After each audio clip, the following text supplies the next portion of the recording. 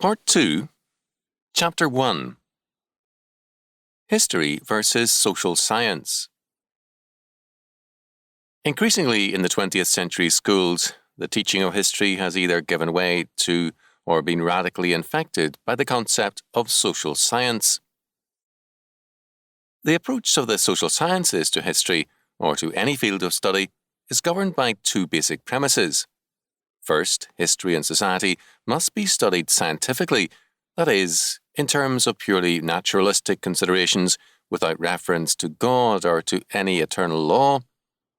This methodology of necessity requires ultimately a materialistic philosophy of history. The presupposition of this methodology is anti-Christian. God and a Christian purpose and meaning are denied to history.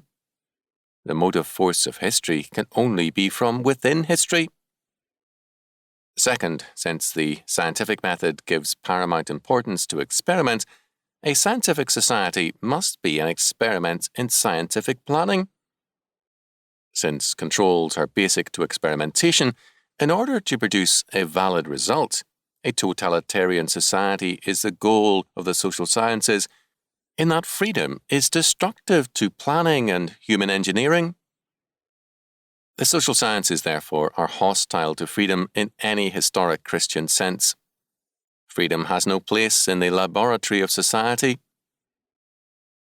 History taught as social science is therefore the story of man's struggle to liberate himself from God and superstition and to find himself in terms of science, in independence of God and heaven, and a life lived in terms of exclusively this worldly considerations. Modern history texts are written as the story of man's evolution upward to the liberating world of science. Thus, a particularly well-written history text for high school world history introduces itself to the students by declaring, quote, "To pack a suitcase for a journey is more fun than to fill a box with odds and ends and put it in storage. When you prepare for a journey, you have a purpose." End quote. What then is the purpose of world history? Quote, "The courses you take in school are part of the baggage you pack for the most important journey of all, your life." End quote. With reference to world history specifically, quote, "In this course you will survey the march of humanity from earliest times to the present and learn about the great triumphs and tragedies of mankind. In other words, you will make human experience available to you." End quote. For the authors, there is no law beyond man. The autonomy of critical thought is a basic assumption, and the only source of law is man. One of the conclusions of the book is a summary statement concerning law. The Ten Commandments are seen humanistically as designed to forbid, quote, "acts that would spread discord within the group," end quote. Earlier, quote, "all laws were believed to be divine commands or revelations," end quote. The modern era changed that. Quote, "Later, with the growth of democracy, people chose their own governments that derived, quote, their just powers from the consent of the governed," end quote. The laws of a state thus became an expression of the collective will and conscience of the citizens. But the highest purpose of law and religion remained the same: to promote the welfare, the harmony, and the cooperation of men in society." End quote. This, quote, "highest purpose of law and religion," end quote, is clearly and obviously humanism. The writers, in fact, see no other purpose. In the Teacher's Manual, the, quote, "up-to-date objectives of the world history course in the high school curriculum," end quote, are clearly spelled out so that the teacher will not fail to understand and teach in terms of this basic humanism. Quote, 1. To see that many types of problems facing mankind have been persistent through the ages in various cultures. 2. To realize that the pace of change in human affairs has been accelerated throughout history, exemplified most vividly by the changes in the 19th and 20th centuries. 3. To appreciate that the cooperative efforts of ever larger groups have advanced civilization, and that the breakdown of cooperation and the resulting disunity have been backward steps in the history of mankind. 4. To understand the significance of man's increasing control of his environment, the enormous benefits, the great responsibilities, and the grave dangers. 5. To know about and to understand the development of other nations and regions of the world with which we now have such close contact, so that we may have a fuller appreciation of contemporary world problems. 6. To gain a background for understanding the decisions that our government now must make, which in turn affect all parts of the globe. 7. To appreciate the strength of endurance that mankind has had to experience in order to achieve his present status. End quote. It should be noted that this textbook is far more conservative than most in its political perspective, although its view is clearly one of political and economic interventionism. However, secular textbooks, whether conservative or radical, are agreed in their basic humanism. For Haynes, as well as all other writers of statist textbooks, man makes history. Primary determination is in man's hand, for better or worse. From the biblical perspective, God is the determiner of history. The young Martin Luther reflected on the events he was engaged in and declared, quote, God alone is in this business. We are seized so that I see we are acted upon rather than act. End quote. Looking back 20 years later, he again asserted that everything had happened by divine counsel. For Luther, history is the work of God. Headley's excellent summary of Luther's view of history gives the biblical position clearly. Quote, with his conviction that God is the ground of historical causation, Luther stands within the tradition of Paul and Augustine. Only God could be at the root of all temporal events. At the same time, the theocentric position separates him from modern historical understanding. This difference is not limited to the problem of causation, but appears in its two immediate implications, that every action derived from God gives unity and meaning to history, and secondly, because man is the instrument of God, one is denied the luxury of being a spectator. Man is constantly being acted upon and serves as a cooperator in this action. This unbroken activity of God pushes man into an unbroken cooperation in history. In such a situation, there can be no dead history and no flight from history. End quote. These two perspectives are mutually exclusive. Either God is God or man is God, and history is either basically God's work or it is man's work. The Christian teaching of history cannot halt between these two opinions. History is not a social science. It is a theological science because it is an aspect of God's creation. The Christian view of history, as it appeared very early, saw the world outside of Christ as darkness. Christians were fully aware of the achievements of ancient cultures, but they were also intensely aware of their degeneracies and their willful rebellion against God. As a result, Christian historiography termed everything outside of Christ the, quote, Dark Ages, end quote.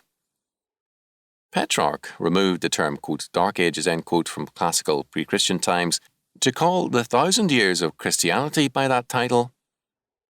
The Renaissance and subsequent humanism accepted this term happily, and although it later limited the centuries so termed, humanism held basically to a concept of Christianity as darkness. Humanism and science were equated with light, so that only with the 19th century, the dawn of Darwinianism and secular education, was the light seen as coming into its own. The question, of course, is what constitutes light and what constitutes darkness? If it is technology, the ancient engineers were often amazingly skilled in this respect. But more was involved in quote-unquote light than these things. The, quote, Middle Ages, end quote, were marked by no small social progress and architectural genius, and the earlier era saw a remarkable flowering of inventive genius and application. But for the modern mind, the key to quote-unquote light, to true historiography, is the secularization of history in terms of the autonomy of critical thought. Quote, light, end quote, means unbelief.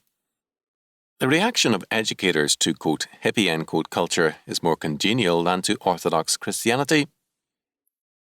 Anti-Christianity in its every form is viewed as an aspect of, quote, light, end quote, whereas biblical faith means the, quote, dark ages, end quote.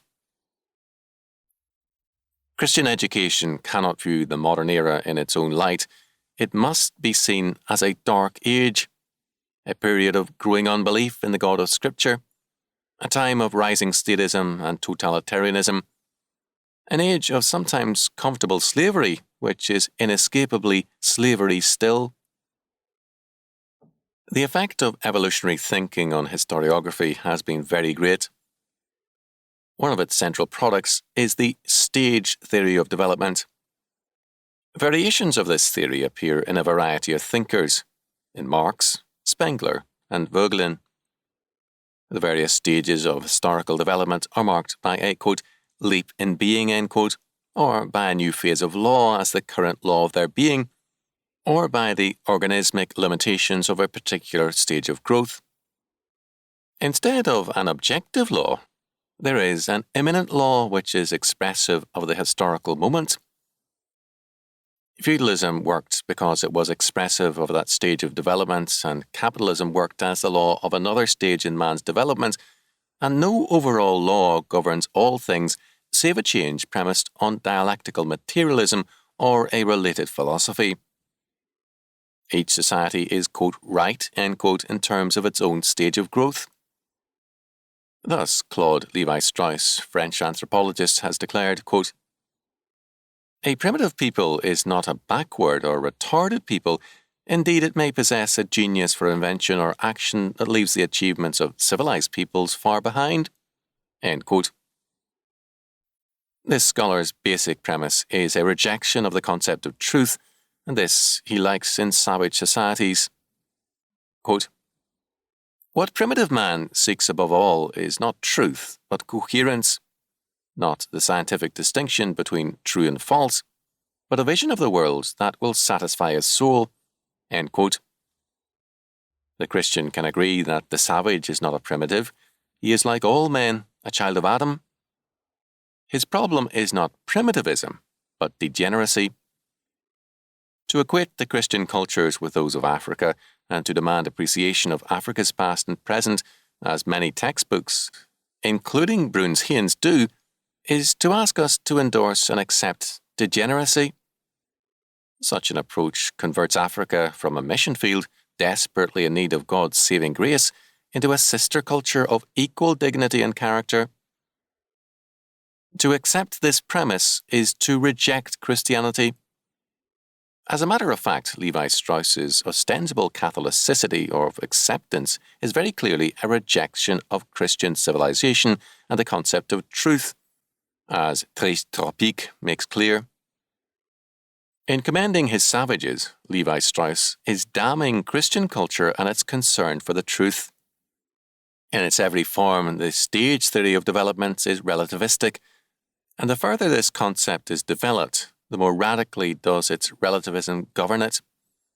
Lévi-Strauss simply pressed his Marxist and existentialist presuppositions to their logical conclusion. Thus, as we have seen, first, for Christian historiography, history is not a social science, it is a theological science. Second, it is a theological science because God, not man, is the sovereign Lord of all creation. Third, the dark ages of history are therefore the non-Christian eras and areas because Jesus Christ is the light of the world. The basic criterion of light is thus Christ, not science.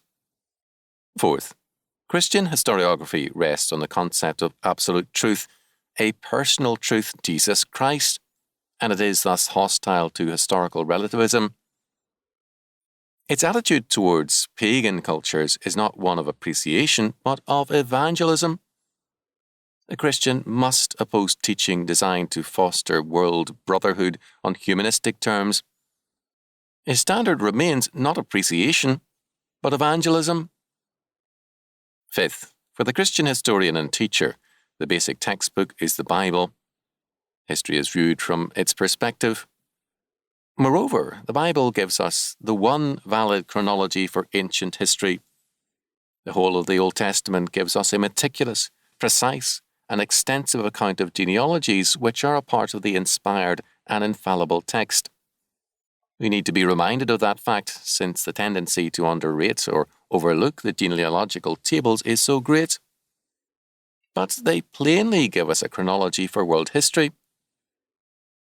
Philip Moreau noted some years ago, quote, "In other words, if we take it that the lifetime of mankind has been something less than 6,000 years, and there is no evidence at all for a longer term of human experience, then we have the remarkable fact that for about 3/5 of the entire period, there is no chronological information whatever except in the Bible, whereas, on the other hand, during that same period, wherein other records are, as regards chronology, a perfect blank, the chronology of the Bible is most definite and complete." End quote. A belief in the Bible cannot be taught if we fail to take it seriously in its every aspect. The Bible gives not merely a chronology of history, but the meaning, purpose, and direction of history. History is governed not by the philosophe, quote, "omnipotence of criticism," end quote, but by the omnipotence of the triune God. It cannot be understood apart from Him and His Word.